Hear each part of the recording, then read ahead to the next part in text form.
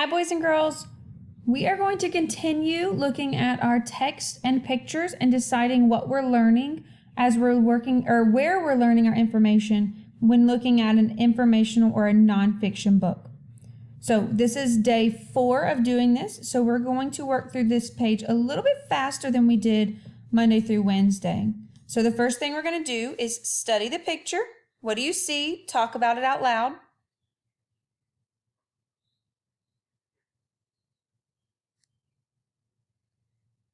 Now let's read the text.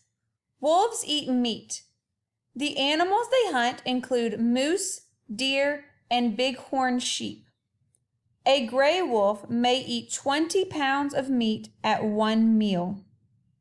And then if we look at the small caption down here, it says, sometimes wolves eat smaller animals like rabbits and fish too.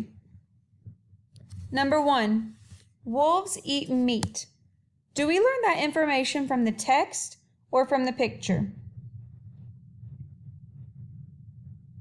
Or both?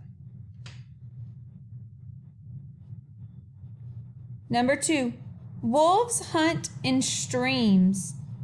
Remember, a stream is like a small river of water, much smaller than a river though. Okay, but it is moving water.